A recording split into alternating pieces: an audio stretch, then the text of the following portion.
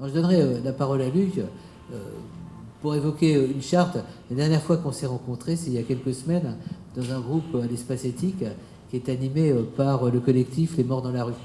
Et c'est vrai que le collectif Les Morts dans la rue, je ne sais pas si vous connaissez, c'est donc des citoyens parmi nous, membres de différentes associations, souvent de maraude, qui décident, qui ont décidé chaque semaine, 2 fois par semaine, d'accompagner au cimetière de Thiais des gens qui sont morts dans la rue, avec un rituel. Regardez le collectif, c'est très impressionnant ce qui se passe. Et il y a quelques années, on avait rédigé une charte. C'était une de nos premières grandes chartes, éthique et maraude, avec les associations de maraude à l'Espace Éthique. Et donc on s'est retrouvés il y a quelques semaines en disant, cette charte elle est de 2006, donc on est en train de la reprendre pour la réactualiser. Et j'ai été impressionné par le travail que vous faites à Nanterre. Alors vous me disiez, je ne vais pas faire de confidence, que quand on a pendant des années usé toute son énergie dans des situations de vulnérabilité, et que la reconnaissance institutionnelle n'est pas au rendez-vous, et qu'on sent que la structure est précaire, et qu'à s'occuper de personnes précaires, on devient précaire soi-même moralement, puisqu'on doute à un moment donné de son engagement. J'étais content de vous faire intervenir sur cette charte, parce que je pense que cette charte, c'est aussi une reconnaissance de l'activité de ces professionnels qui sont au plus près de la vulnérabilité, et quelquefois qui ont le sentiment que ce qu'ils font n'a pas beaucoup de sens. Vous voyez à travers la charte, que on découvre une mine d'intelligence et de créativité qui nous est infiniment précieuse. Merci en tout cas de cette invitation. Effectivement, j'allais rappeler que le lien avec ma présence ici, c'était ce groupe de travail du collectif des Morts de la rue, auquel donc l'association que je dirige depuis 5 ans adhère. Et voilà, donc alors on n'est pas tout à fait à Nanterre, on est vraiment sur la dalle de la Défense.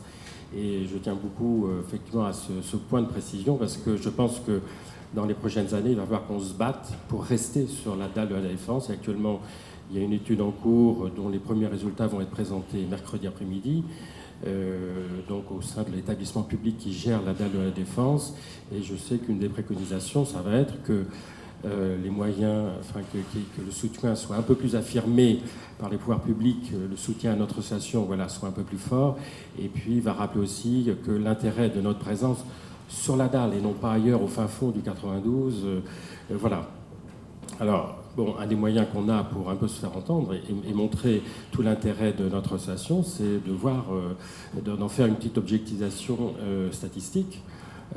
Quand j'ai pris, moi, l'association, quand je suis arrivé en 2012, on recevait à peu près 700 personnes. Aujourd'hui, on en reçoit plus de 1100. Et j'étais à 9500 passages par an. Et aujourd'hui, on est à plus de 20 000 passages. Avec, en tout et pour tout, en augmentation de moyens, un poste de travailleur social en 2016. Voilà. Alors, effectivement, il y a beaucoup de fatigue. Et j'avais, bon... Peut-être que j'étais particulièrement fatigué l'autre soir, mais moi je vais partir bientôt en fait à la retraite et regagner mes terres bretonnes. Mais je suis très content du travail qu'on a fait et je pense qu'on va y arriver. Voilà, et je pense qu'il ne faut pas en tout cas se réfugier derrière le fait que les moyens n'arrivent pas comme on aimerait qu'ils arrivent. Enfin, je pense à ce qui a été dit tout à l'heure par Emmanuel Hirsch dans ces échanges dans une grande institution, nous a-t-il dit, voilà, où effectivement les gens disent, bon, on veut bien en gros parler de charte, on veut bien parler de solidarité, mais encore faut-il qu'on nous donne les moyens de cette solidarité. Alors nous on pourrait dire ça, je pense qu'on le dit, mais en même temps on avance parce qu'on est là pour avancer avec une association créée il y a maintenant 20 ans et qui, je pense, a toute sa place. Et puis bon, bah, effectivement le travail est difficile et fatigant, mais voilà, mais je pense qu'il faut avancer. Alors, bon, l'association, c'est Comité Solidarité Défense, un nom qui sera peut-être remis en cause très bientôt, Maison de l'Amitié. Ça, des maisons de l'amitié, on en trouve plusieurs en région parisienne. C'est donc un accueil 2 jours pour personnes sans domicile fixe ou en grande situation de détresse sociale et économique. C'est une association créée, je dirais plutôt par un groupe de chrétiens, qui est voilà. Et bon, voilà, et l'association a fonctionné pendant 8-10 ans uniquement avec des bénévoles, et ensuite, peu à peu, voilà, des postes de salariés ont été proposés, et puis 1, puis 2, puis 3, etc., avec une difficulté, à un moment donné, de trouver la bonne jonction entre le tout bénévolat et une association où il y a des bénévoles et des salariés. Ça, je trouve que c'est un sujet, moi qui suis sociologue de formation, que je trouve intéressant, sur lequel il faudrait travailler, de cette difficulté de faire travailler par moment bénévoles et salariés.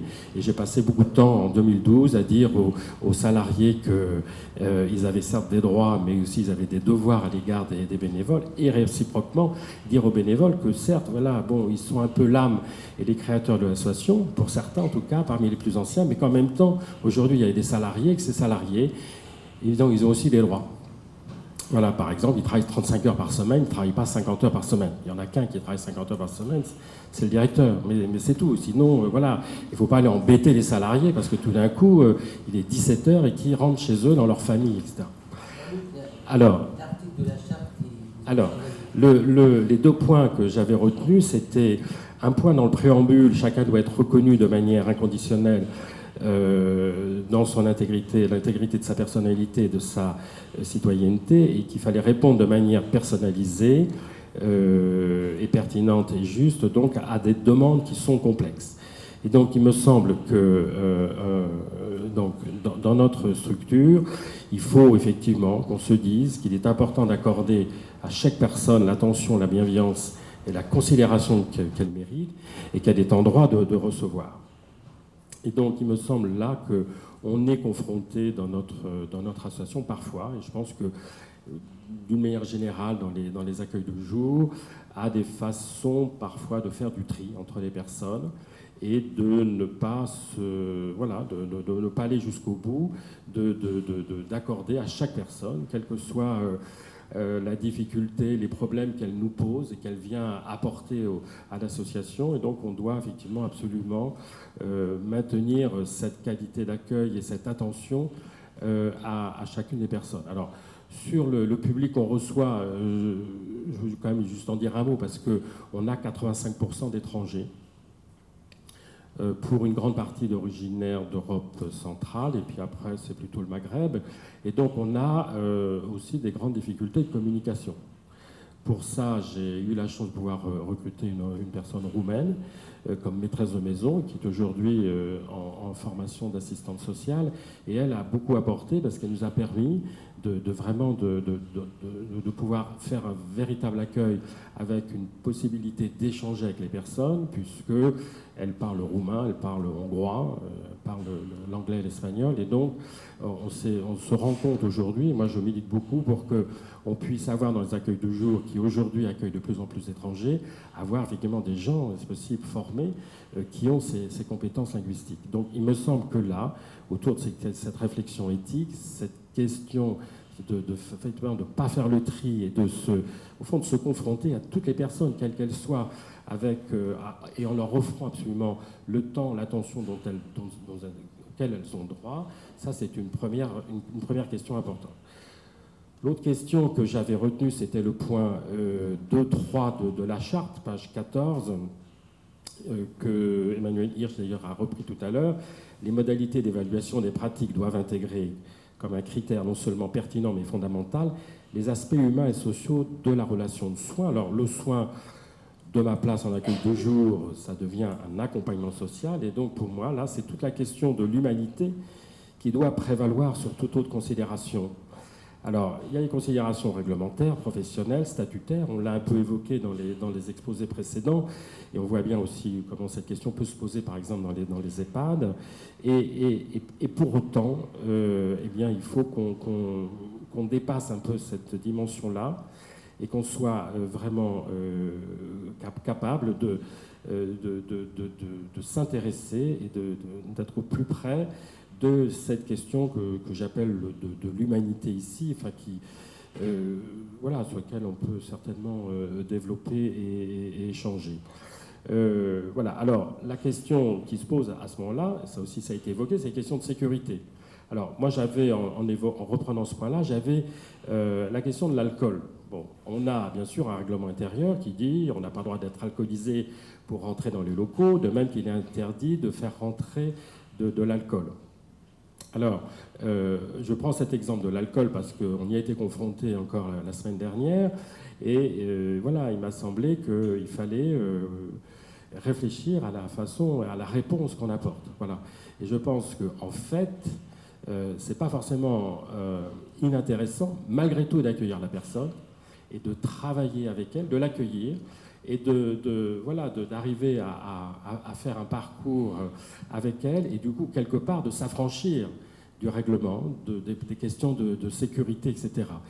Alors, j'y étais sensible parce que, bon, j'ai bien vu qu'il y avait des positions un peu plus rigides et que la rigidité, finalement, permet parfois, je trouve à bon compte, de s'affranchir de cette question que j'appelle un peu l'humanité. Alors, dans notre structure, on a vite fait d'appeler la police. Hein. Voilà, le commissariat de la Défense, il connaît très bien le chemin de la maison d'amitié. Parfois, il met quelques minutes un peu longues à venir, mais il peut venir. Et je trouve qu'à bien des égards, c'est au fond s'inscrire un peu dans un certain confort et dire, bon, on appelle la police et puis comme ça, on va régler le problème.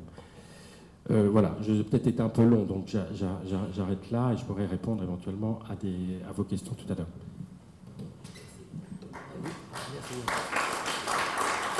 Vous n'avez pas été du tout long. D'ailleurs, on prend l'engagement, hein, vous êtes témoin, et puis en plus, le film est fait. On fera une journée complète. Hein. Là, c'était vraiment pour introduire le propos. On trouvait que dans la dynamique de cette publication de la charte, et puis avant qu'elle soit vraiment diffusée, c'était intéressant de faire cette réponse. Mais personne n'a été trop long ou trop court. Juste un point, parce que j'ai trouvé que l'intervention d'Alicia Jovin était formidable, vraiment formidable.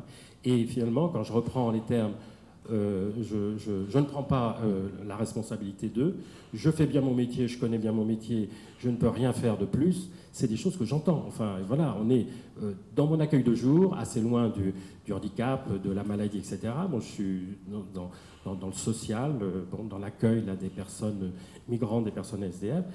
On est au cœur du sujet. Quoi. Voilà, je trouve du coup il y a un vrai lien, tout d'un coup, on se retrouve, quoi, une sorte de circularité des questions qui est là, qui est présente et que je trouve vraiment intéressante. Alicia fera la conclusion, mais je vais donner la parole de suite à Céline Louvet. Juste un point, vous avez cité la notion d'inconditionnalité qui est dans notre préambule, et je pense que c'est une vraie réflexion. Nos inconditionnels, ce sur quoi on ne transige pas. Alors, est-ce qu'on peut se permettre encore aujourd'hui de dire il y a des principes, il y a des repères sur lesquels on considère qu'on n'a pas à transiger? C'est des questions qu'on peut se poser. Et nous, ce qui nous avait beaucoup frappé, alors qu'on a découvert le milieu associatif, notamment des gens qui travaillent dans les maraudes, c'est comment ils posaient un certain nombre d'inconditionnels, d'autant plus décisifs ou déterminants qu'on était dans des situations de vulnérabilité où l'impossible était possible d'une certaine manière, y compris l'humanité. Donc quand on est à ces marges, à ces frontières, probablement on a besoin de repères d'autant plus importants. C'est peut-être là où la réflexion éthique est convoquée dans des lieux qui travaillent auprès de situations de personnes qui sont en situation de vulnérabilité, mais très extrême.